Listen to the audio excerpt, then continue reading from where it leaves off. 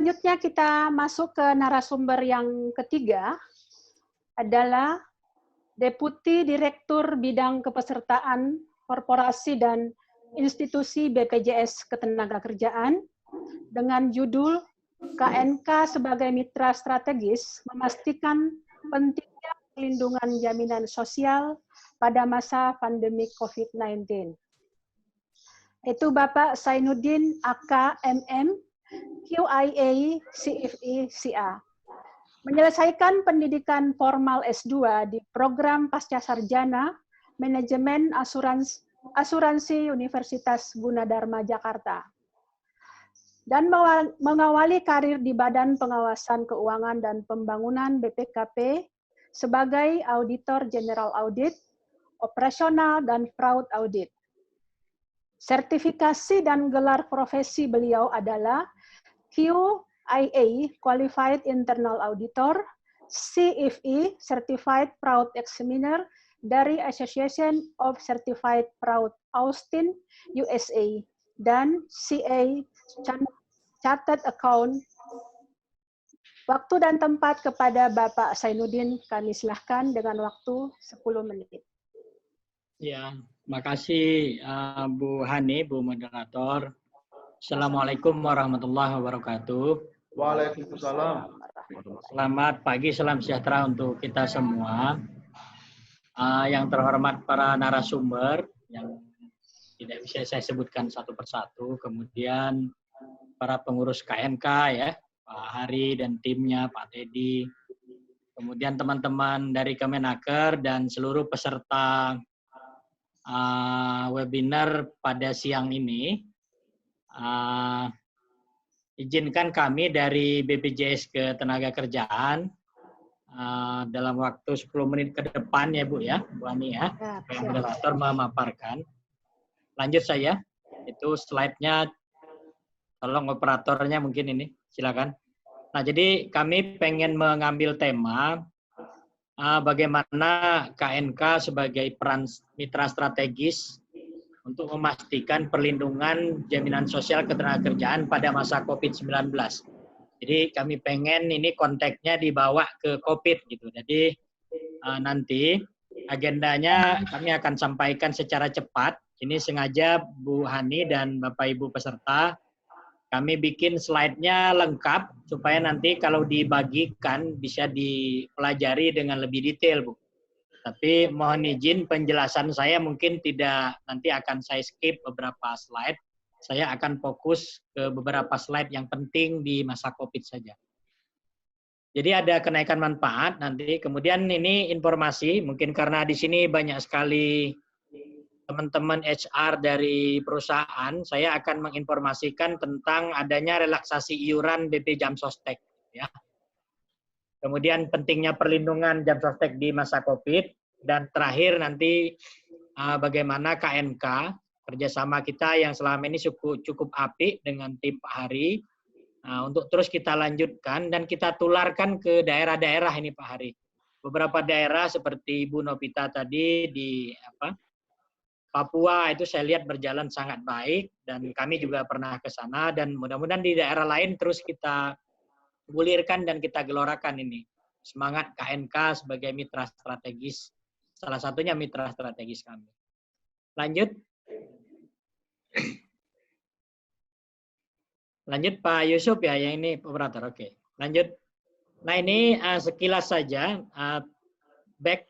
Pemerintah melalui PP 82 pada akhir tahun kemarin baru meluncurkan kenaikan manfaat luar biasa untuk program JKK JKM gitu ya, jaminan kecelakaan kerja dan jaminan kematian. Misalnya seperti beasiswa itu kenaikannya sampai 1.450%. Nah ini banyak kenaikan di PP yang baru Bapak Ibu, pemerintah melalui leading sektornya Kementerian Ketenagakerjaan merespon keinginan adanya kenaikan manfaat dan dari para pengusaha termasuk pekerja. Mudah-mudahan ini jadi berita baik untuk kita para peserta BPJS Ketenagakerjaan. Nah selain ini kami juga Bu Hani sekarang mempopulerkan nama baru, nama panggilan baru sebenarnya. Jadi karena banyak yang suka ketukar masih antara BPJS Ketenagakerjaan dan BPJS Kesehatan, akhirnya kata Badan Penyelenggara Jaminan Sosial Ketenagakerjaan itu kalau disingkat menjadi BP Jamsostek. Nah, jadi panggil kami dengan nama baru, nama panggilan baru ya, nama resminya tetap BPJS Ketenagakerjaan, tapi nama panggilannya boleh manggil kami BP Jamsostek. Atau Jamsostek aja nggak apa-apa. Jadi insya Allah kami noleh dan kami aware. Gitu. Terus lanjut, kenaikan manfaat ini tanpa menaikkan iuran ya. Dan kemudian ini JHT, jadi kami punya 4 program, kecelakaan kerja, kematian, dan ini ada JHT dan jaminan pensiun. Lanjut saja, saya pengen, nah ini Bapak Ibu, pemerintah saat ini melalui leading sektornya Kementerian Ketenagakerjaan, kami intend membahas bagaimana peran Jamsostek dalam era COVID. Nah, salah satunya adalah akan segera terbit peraturan pemerintah tentang relaksasi iuran Jamsostek. Jadi nanti saya informasikan, dan posisi sekarang draft rancangan peraturan pemerintahnya sudah di Kementerian Sekretaris Negara. Mudah-mudahan dalam waktu yang tidak terlalu lama akan segera keluar ini nanti. Nah, apa yang dijaga nanti ada 4 pilar yang kami jaga di dalam langkah relaksasi ini. Tolong lanjut. Nah, ini peran kami. Pertama, untuk negara dan masyarakat. Seperti kita tahu, pemerintah sekarang lagi likuiditas dan macamnya lagi sulit. Nah, kami tetap berperan di pasar modal untuk menjadi market leader untuk menyerap berbagai instrumen keuangan, termasuk instrumen keuangan yang diterbitkan oleh negara melalui surat utang negara. Kemudian kami juga harus menjaga perbankan. Seperti kita tahu, kami punya dana sekarang 430-an triliun. Nah, itu tersebar baik di perbankan, di pasar modal, dan surat utang negara. Dan sesuai aturan itu minimal kami harus simpan portofolio itu di 50% di surat utang negara. Jadi insya Allah aman. Kalau ada gonjang-ganjing terkait dengan ini di beberapa sektor lain, industri asuransi misalnya, alhamdulillah kami kemarin sudah di-assess oleh KPK, kami tidak punya portofolio di beberapa yang bermasalah gitu. Mudah-mudahan ke depan akan terus kita jaga itu. Kemudian terkait relaksasi iuran, tujuannya mengedepankan perlindungan, kemudian yang kedua meringankan beban pemberi kerja, serta mendukung upaya pemulihan ekonomi. Nah, 4 yang kita jaga, aspek regulasi, tadi PP-nya akan segera terbit, kemudian bagaimana ketahanan dana dan keberlangsungan program juga dijaga. Ketiga, nah ini penting ini, dalam pemberian relaksasi ini harus dijaga kepentingan antara kepentingan pengusaha dan pekerja. Di dalam PP ini, draft PP yang akan terbit ini, kita mengharapkan tidak ada manfaat yang berkurang, ya, meskipun iurannya nanti akan kita turunkan. Lanjut. Nah, balik dulu ke relaksasi. Relaksasi itu bentuknya apa? Mungkin saya sampaikan saja sebagai bocoran dikit. Relaksasi itu yang pertama, akan ada keringanan iuran JKK dan JKM. Nilainya yang akan diringankan, yang akan dibebaskan antara 90 sampai 99%. Nah, nanti kita akan tunggu putusan Presiden, apakah angka yang dibayarkan, angka yang diringankan 90% atau 99%. Jadi untuk JKK JKM, kalau dia nanti 99% yang diputuskan, para perusahaan cukup bayar 1% iuran di masa COVID ini. Yang lainnya dibebaskan. Kira-kira gitu. Kemudian untuk jaminan pensiun akan ada penundaan. Jadi diberi kesempatan untuk menunda pembayaran iuran sebagian ya. Angka sebagiannya itu yang sekarang lagi dibahas antara penundaannya ya, antara 70 sampai 99%. Nah, nanti kita lihat putusannya apakah yang ditundanya 70. Kalau 70 cukup bayar 30%. Kalau ditundanya 99% berarti cukup bayar 1%.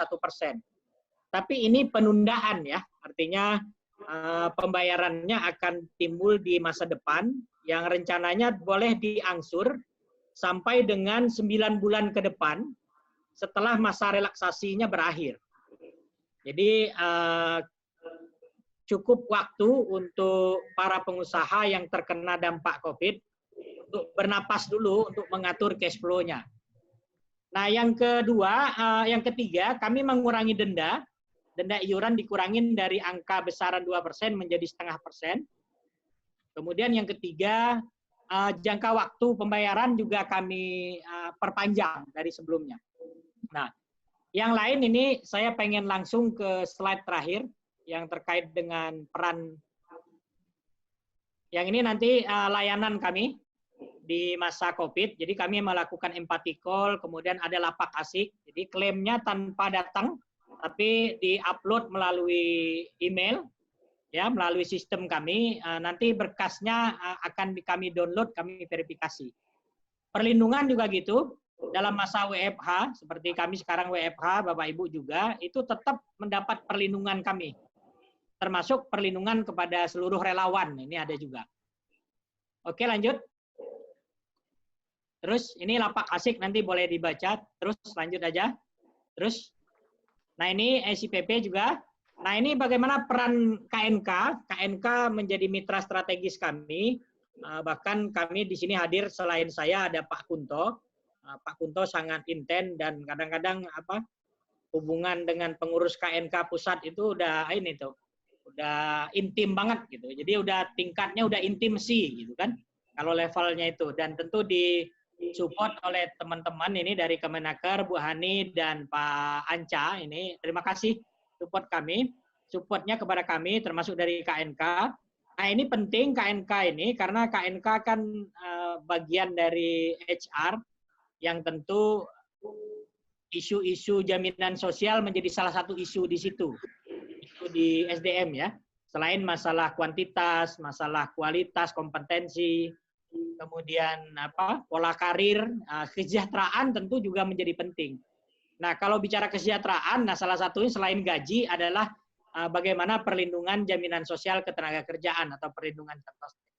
Nah, dan kami sangat merasakan kehadiran KNK ini bagus supaya tadi dari Pak PLT Dirjen, Pak Iswandi, betul sekali. Kalau bisa represif itu menjadi pilihan terakhir. Nah, kami juga menerapkan itu. Jadi tindakan pengawasan, penindakan hukum itu, law enforcement itu harus menjadi pilihan terakhir. Nah, tentu sebelum ke sana peran KNK yang menjadi agent di masing-masing perusahaan itu menjadi penting. Nah, kami banyak dibantu oleh kader-kader KNK, bagaimana misalnya meningkatkan kepatuhan di masing-masing perusahaan itu.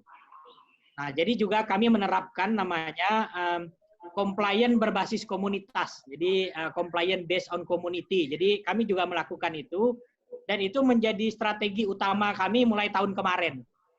Nah, mohon izin ini mungkin teman-teman KNK yang dari daerah silakan merapat baik melalui pengurus KNK pusat ataupun langsung kepada kantor cabang kami di daerah. Nah, mereka sudah kami sosialisasikan agar menjalin kerjasama yang strategis, kerjasama yang harmonis dengan teman-teman KNK.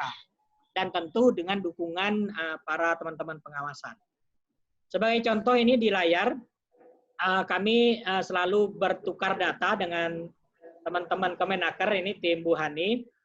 Dari 549 perusahaan kader KNK misalnya, itu mencapai jumlah tenaga kerjanya 1,2 juta orang. Gitu.